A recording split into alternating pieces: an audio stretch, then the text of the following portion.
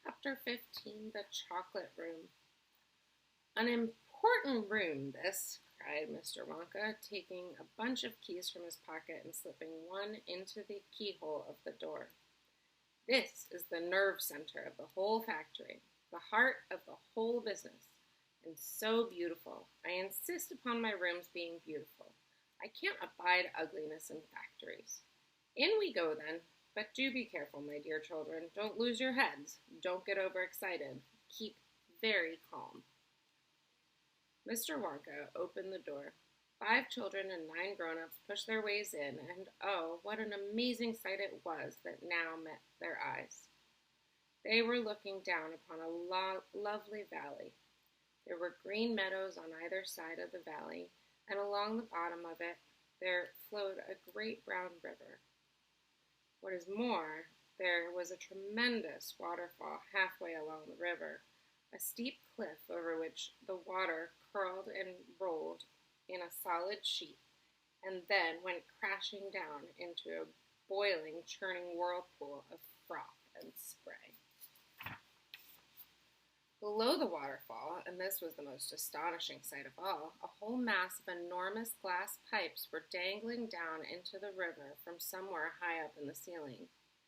They really were enormous, these pipes. There must have been a dozen of them at least, and they were sucking up the brownish muddy water from the river and carrying it away to goodness knows where. And because they were made of glass, you could see the liquid flowing and bubbling along inside them, and above the noise of the waterfall you could hear the never-ending sucking sound of the pipes as they did their work. Graceful trees and bushes were growing along the riverbanks, weeping willows and alders and tall clumps of rhododendrons. I'm guessing that's a flower name, with their pink and red and mauve blossoms. In the meadows there were thousands of buttercups. There, cried Mr. Wonka, dancing up and down and pointing his gold-topped cane at the great brown river. It's all chocolate.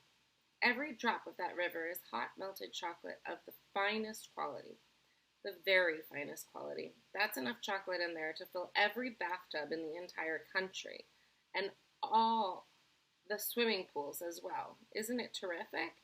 And just look at my pipes. They suck up the chocolate and carry it away to all the other rooms in the factory where it is needed. Thousands of gallons an hour, my dear children. Thousands and thousands of gallons. The children and their parents were too flabbergasted to speak. They were staggered. They were dumbfounded. They were bewildered and dazzled. They were completely blowed over by the hugeness of the whole thing. They simply stood and stared. The waterfall is most important, Mr. Wonka went on. It mixes the chocolate, it churns it up, it pounds it and beats it, it makes it light and frothy. No other factory in the world mixes its chocolate by waterfall, but it's the only way to do it properly. The only way. And do you like my trees? He cried, pointing with his stick. And my lovely bushes, don't you think they look pretty? I told you I hated ugliness. And of course they are all eatable. All made of something different and delicious. And do you like my meadows? Do you like my grass and my buttercups? The grass you are standing on, my dear little ones, is made of a new kind of soft, minty sugar that I've just invented. I call it swudge. Try a blade. Please do. It's delectable. Automatically, everybody bent down and picked one blade of grass. Everybody, that is, except Augustus Gloop, who took a big handful. And Violet Beauregard, before tasting her blade of grass, took the piece of world record-breaking chewing gum out of her mouth and stuck it carefully behind her ear. Ew. Isn't it wonderful? Whispered Charlie. Hasn't it got a wonderful taste, Grandpa? I could eat the whole field, said Grandpa Joe, grinning with delight. I could go around on all fours like a cow and eat every blade of grass in the field. Try a buttercup, cried Mr. Wonka. They're even nicer. Suddenly, the air was filled with screams of excitement. The screams came from Veruca Salt. She was pointing frantically to the other side of the river. Look, look over there, she screamed. What is it? He's moving. He's walking. It's a little person. It's a little man. Down there below the waterfall. Everybody stopped picking buttercups and stared across the river. She's right, Grandpa, cried Charlie. It is a little man. Can you see him? I see him, Charlie, said Grandpa Joe excitedly. And now everybody started shouting at once. There's two of them. My gosh, so there is. There's more than two. There's 1, 2, 3, 4, 5. What are they doing? Where did they come from? Who are they? Children and parents alike rushed down the edge of the river to get a closer look. Aren't they fantastic? No higher than my knee. Look at their funny long hair. The tiny men, they were no larger than medium-sized dolls, had stopped what they were doing, and now they were staring back across the river at the visitors. One of them pointed toward the children, and then he whispered something to the other four, and all 5 of them burst into peals of laughter. But they can't be real people, Charlie said. Of course they're real people, Mr. Wonka answered. They're Oompa Loompas. Chapter 16, Oompa Loompas. Oompa Loompas everywhere. Or Oompa Loompas, everyone said at once. Oompa Loompas? Imported direct from Loompaland, said Mr. Wonka proudly. There's no such place, said Mrs. Salt. Excuse me, my dear lady, but... Mr. Wonka, cried Mrs. Salt, I'm a teacher of geography. Then you'll know all about it, said Mr. Wonka. And oh, what a terrible country it is. Nothing but thick jungles infested by the most dangerous beasts in the entire world. Hornswogglers and snozzwangers and those terrible wicked wangdoodles. A wangdoodle would eat 10 Oompa Loompas for breakfast and come galloping back for a second helping. When I went out there, I found the little Oompa Loompas living in tree houses. They had to live in tree houses to escape the wangdoodles and the hornswogglers and the snozzwangers. And they were practically starving to death. They were living on green caterpillars, and the caterpillars tasted revolting. And the Oompa Loompas spent every moment of their days climbing through the treetops looking for other things to mash up with the caterpillars to make them taste better. Red beetles, for instance, and eucalyptus leaves, and the bark of the bong-bong tree, all of them beastly, but not quite so beastly as the caterpillars. Poor little Oompa Loompas, the one food that they longed for more than any other was the cacao bean, or cocoa bean, but they couldn't get it. An Oompa Loompa was very lucky if he found 3 or 4 cacao beans a year. But oh, how they craved them. They used to dream about cacao beans all night and talk about them all day.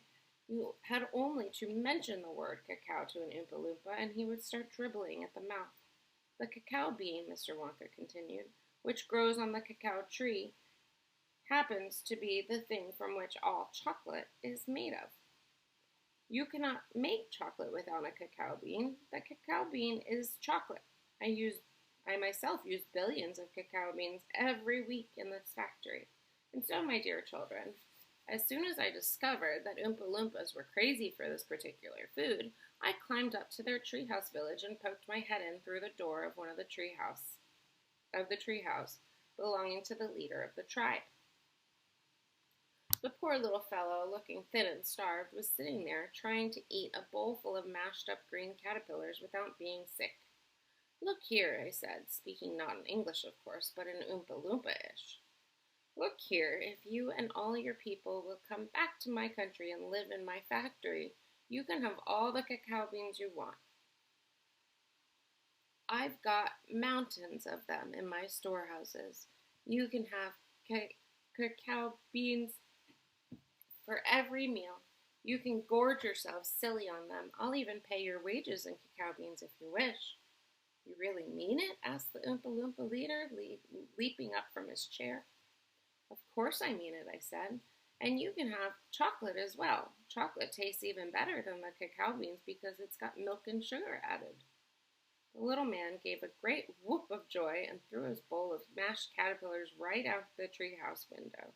"It's a deal," he cried. "Come on, let's go." So I shipped them all over here, every man, woman, and child in the Oompa Loompa tribe. It was easy. I smuggled them over in large packing cases with holes in them, and they all got here safely. They are wonderful workers. They all speak English now. They love dancing and music. They are always making up songs. I expect you will hear a good deal of singing today from time to time. I must warn you, though, that they are rather mischievous. They like jokes. They still wear the same kind of clothes they wore in the jungle. They insist upon that. The men, as you can see for yourselves across the river, wear only deerskins. The women wear leaves, and the children wear nothing at all. The women use fresh leaves every day. "Daddy!" shouted Veruca Salt, the girl who got everything she wanted. "Daddy, I want an Oompa Loompa! I want you to get me an Oompa Loompa! I want an Oompa Loompa right away! I want to take one home with me! Go on, Daddy, get me an Oompa Loompa!" "Now, my pet," her father said to her, "we mustn't interrupt Mr. Wonka." "But I want an Oompa Loompa!" screamed Veruca. "All right, Veruca, all right, but I can't get it for you this second. Please be patient. I'll see you have one before the day is out." "Augustus!" shouted Mrs. Gloop. "Augustus, sweetheart! I don't think you had better do that." Augustus Gloop, as you might have guessed, had quietly sneaked down to the edge of the river, and was now kneeling on the river bank, scooping hot melted chocolate into his mouth as fast as he could. We'll read about Augustus tomorrow.